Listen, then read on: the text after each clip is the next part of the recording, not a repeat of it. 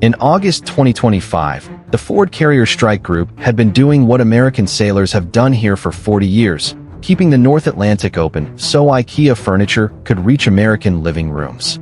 Everything was fine until a circling aircraft detected something that would trigger the most intense submarine hunt since the Cold War. Unknown to the Americans, the Russians had just received orders from the Northern Fleet. Close with the Americans and collect everything. But Moscow was about to learn why challenging the U.S. Navy in the Atlantic is about as smart as telling your wife she's gained 10 pounds. Inside the Ford's Combat Information Center, the tactical action officer watched the submarine's vectors with the comm that comes from having 4 Arleigh Burke destroyers with enough ordnance to turn any submarine into an artificial reef. At the Russians' current speed, they'd reach torpedo range in exactly 47 minutes. The math was simple for the Russians. Their torpedoes would cover the remaining distance in under 6 minutes once launched. But the Ford's escorts had ASROCs, which are anti-submarine rockets that could reach them in 90 seconds. At 15:03, the admiral wanted to know the probable intent of the Russian boats. The answer was obvious.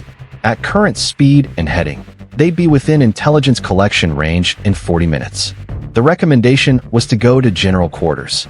But the admiral's response was pure American confidence. Let's see how badly they want to embarrass themselves first. That's assuming they could even maintain their approach undetected. Within seconds, Link 16 automatically shared the submarine data across every NATO asset in the region. What happened next was like watching a SWAT team respond to someone trying to rob a lemonade stand. A British Type 23 frigate conducting exercises 50 miles north immediately turned south at flank speed. 8 P-8 Poseidons scrambled from bases in Scotland, Norway, and Iceland. Each one a 130 million-old submarine hunter that could hear a shrimp sneeze at 500 m depth. The Virginia-class submarine, which had been shadowing the Russians since they left port 3 days ago, finally got permission to make her presence felt. At 15:15, the tactical picture went from interesting to comedy gold. The Russians executed what they thought was a clever deception. One sub ascended to 200 m, making deliberate noise while the other 2 went deep, trying to slip in undetected. Classic Wolfpack tactics from 1943. Except this was 2025, and NATO's acoustic processors could tell the difference between a noisy decoy and 2 quiet submarines that sounded like a broken wheel in a shopping cart. The Russians weren't just being aggressive.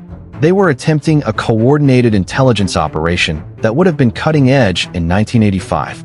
They wanted to record the Ford's acoustic signatures, map her escort formations, catalog radar emissions, all valuable intelligence if you're planning to fight the U.S. Navy. The problem for the Russians was they had no idea what was coming next as numerous ships and aircraft converged on their position like a swarm of Karens descending on a restaurant manager. By 200 hours, the first P-8 Poseidon arrived overhead, and the 3 Russian submarines were about to learn what hammering meant in NATO terms.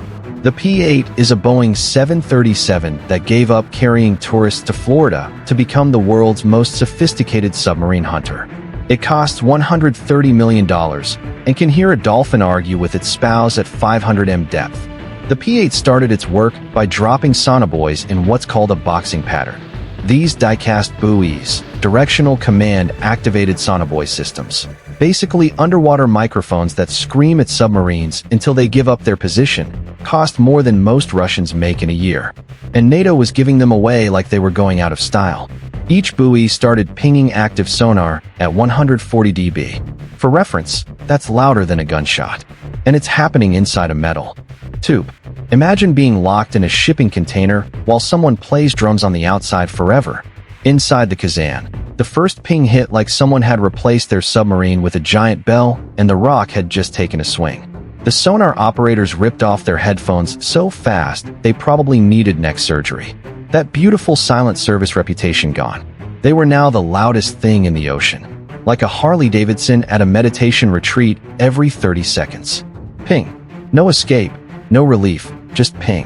While the Russians were running in circles, the PA crews were living their best life. Fresh crews every 4 hours. Actual food that wasn't served through a tube. Bathrooms that didn't share space with nuclear missiles. They were basically operating from a flying way work. While the Russians were trapped in the underwater equivalent of a Spirit Airlines middle seat. But the US Navy just got started. Time for the Arleigh Burke destroyers to earn their paychecks. They activated their hull-mounted sonar, a bow-mounted spherical array containing hundreds of transducers that listens for echoes bouncing off submarines like underwater radar, and joined the acoustic assault. These systems can pump out so much acoustic energy that fierce near the ship literally gets stunned. The Russians weren't just being hunted. They were experiencing what happens when America decides to use the ocean as a concert speaker. Then came the simulated attack runs. P-8s would dive from 25,000 feet, screaming toward the ocean like they were about to drop weapons. The Russian submarine crews, already running on no sleep, had to assume each run might be real. Emergency dive, blow ballast, hard rudder. It's like someone trying to play that hand slap game where they fake you out 50 times. You flinch every time, even when you know they're just messing with you.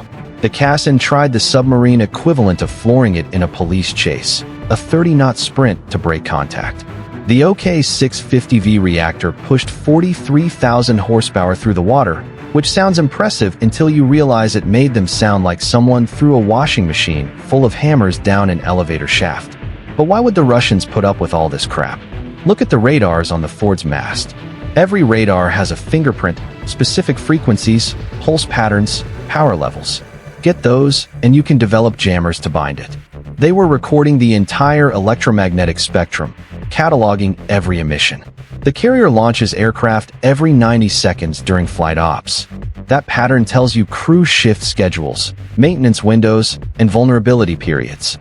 They were mapping which escorts used which data link channels, how the formation communicated, building a digital blueprint of American carrier operations. This intelligence would let them develop specific weapons and tactics to attack carrier groups. Except NATO wasn't going to let them finish their homework assignment. All three submarines launched acoustic decoys, devices designed to mimic submarine sounds and confuse pursuers. NATO's response was beautiful. Their computers classified each decoy in about a third of a second. Basically said, "Huh, that's cute," and maintained the perfect tracking on all three real submarines. It was like watching someone try to escape the cops by throwing a mannequin out of their car while the cops have helicopters and satellites and your license plate number. And it was only going to get worse from here. By hour 24, NATO had turned submarine hunting into performance art. A British ship arrived with her Type 2087 towed array sonar, dragging 2 kilometers of hydrophones, basically underwater listening devices behind her. MH-60 Romeo helicopters started taking shifts, hovering 50 feet above the water and lowering their dipping sonar, looking for the subs. The Russians were trying to hide using thermal climbed layers, basically underwater temperature boundaries that can deflect sonar. Too bad, dipping sonar goes straight through them like they're not even there. It's like trying to hide from your wife behind a glass door. But despite how easy these aircraft made it look, the coordination all of this took was insane. And one wrong move could leave someone bonking someone else. To accomplish this, NATO had divided the airspace into blocks, P-8s from 20,000 to 25,000 feet, helicopters below 500 feet, with 5,000-foot separation between aircraft horizontally. Each nation was assigned specific radio frequencies. Americans on UHF, British on VHF, Norwegians on both, because they had to translate. Every aircraft had an assigned patrol box like aerial parking spaces, and you needed permission from the airborne controller to leave your box. The controller was juggling aircraft from 3 nations, all with different capabilities and limitations. The Data Fusion Center at Northwood was combining sensor feeds from all platforms in real time, creating a 3D picture of the battle space that looked like the world's most expensive video game. But this was real life, and these sailors were having a grand old time with the Russians. The helicopters would hover directly above the submarines, lower their sonar, and start pinging. The Russian crews could probably feel it in their teeth. Meanwhile, the Arleigh Burke destroyers weren't just using their whole sonar. They deployed their ANSQR-19 towed arrays, basically dragging their own underwater microphones to catch any sound the Russians made.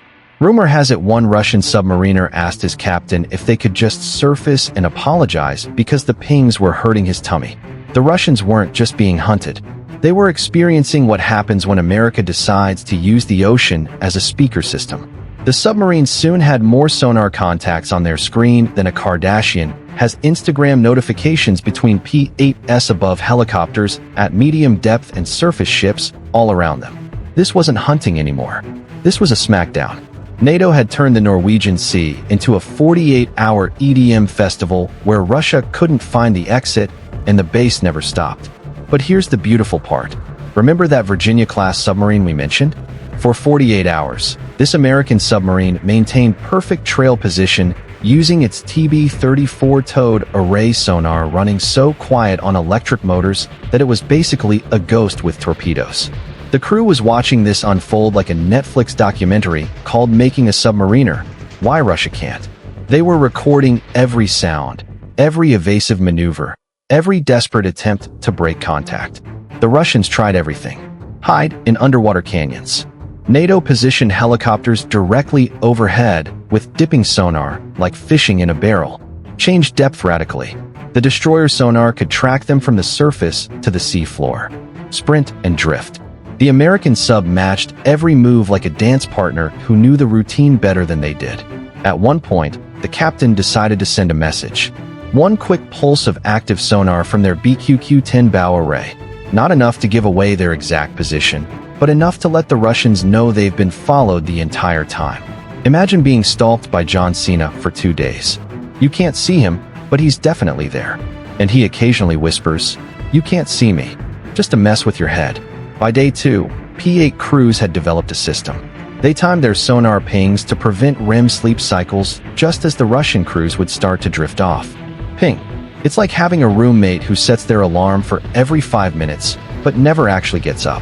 After 48 hours of this, the Russian sailors were probably seeing colors that don't exist and having conversations with people who weren't there. And it still wasn't over. The Russians were about to get desperate to break contact. After 48 hours, the 3 Russian submarines tried desperately to run away. They used every trick in the Soviet handbook, which would have been great if this was 1982 and NATO hadn't written. The handbook. Bottom terrain. The P-8 switched to magnetic anomaly detection. Radical depth charges. Destroyers had them covered from surface to seafloor. Launch every remaining decoy. NATO systems cataloged them like Pokemon cards. Got to catch them all, and they're all worthless. Well, at least most of the time. After several hours of this, the Russians soon learned that trying to break contact with NATO in the Norwegian Sea is like trying to lose the IRS during tax season. They know where you are, where you're going, and how much you owe them. The Russians finally had to abort their intelligence mission, which in military terms means run away while pretending it was the plan all along. They withdrew north, still submerged, probably composing the reports about the successful reconnaissance operation that definitely didn't involve 48 hours of acoustic hammering. NATO maintained contact as they withdrew, like bouncers escorting someone out of the club. The P-8 followed them partway to ensure they actually left and to rub it in. Everyone knows what happened, but we're keeping up appearances. During those 48 hours, NATO collected enough acoustic intelligence to recognize these submarines from space. Every pump, valve, even how their toilets flush is now in NATO's database. Russian state media spun this as a successful intelligence-gathering mission. Sure, and the Titanic successfully tested its ice detection capabilities. They learned that the Norwegian Sea is less contested waters and more NATO swimming pool. The overall lesson was simple but profound. You can build all the advanced submarines you want, but if you can't handle 2 days of democracy's greatest hits played over active sonar, maybe don't go in the deep end next time. Bye for now.